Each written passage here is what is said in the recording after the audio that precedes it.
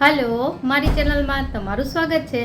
आज बनावीशुं काचा केळानुं भरेलुं शाक। तो चलो रेसिपी शुरू करिए। और रेसिपी पसंद आवे तो वीडियो ने लाइक और चेनल ने सब्सक्राइब करवानुं ना भूलता। तो काचा केळानुं शाक बनाववा माटे मैं अहीं 5 થી 6 जेटला काचा केळा लीधा छे, जेने आपणे धोई अने साफ करी लेवाना छे। हवे आपणे एनी उपरथी छाल छे काढी लेवानी छे। घणा लोको काचा केळानुं शाक छे ए छाल सहित पण बनावता होय छे, तो तमे ए रीते पण बनावी शको।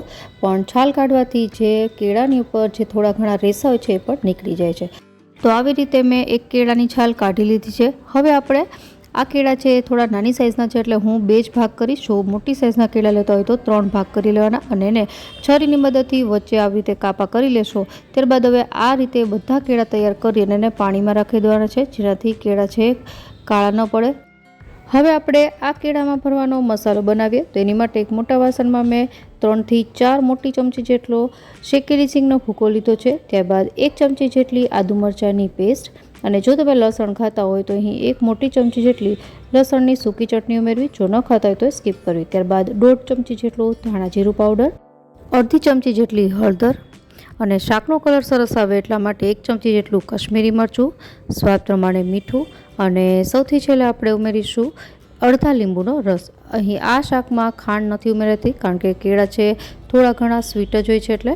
અને થોડા કોથમીરના પાન ઉમેરીને થોડું તેલ ઉમેરી દેશું અને બધી વસ્તુને મિક્સ કરી દેશું। તો આપણો આ કેળામાં ભરવાનો મસાલો તૈયાર થઈ ગયો છે। આ મસાલાને તમે સ્ટોર પણ કરી શકો છો।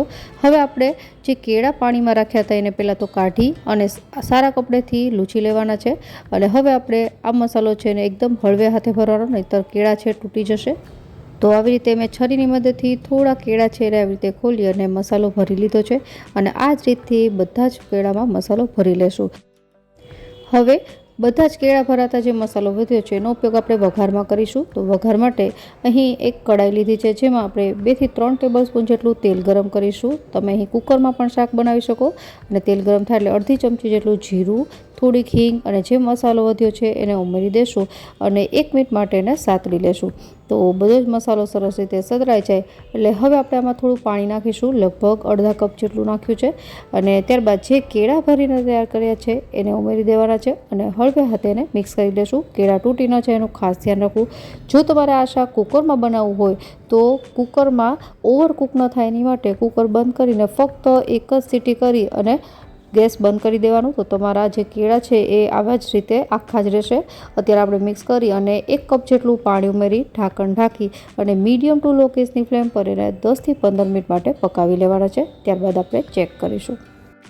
તો 10 થી 15 મિનિટ જેવો સમય થઈ ગયો છે। હવે ચેક કરીએ તો કલર ચેન્જ થઈ ગયો છે, અને છરીની મદદથી ચેક કરીએ તો એકદમ સોફ્ટ પણ થઈ ગયા છે। તો આપણું આ શાક તૈયાર છે। ગેસ બંધ કરી દેશું અને ત્યારબાદ ઉપરથી થોડી કોથમીર છે એડ કરી દેશું અને ત્યારબાદ એને ગરમા ગરમ સર્વ કરીશું।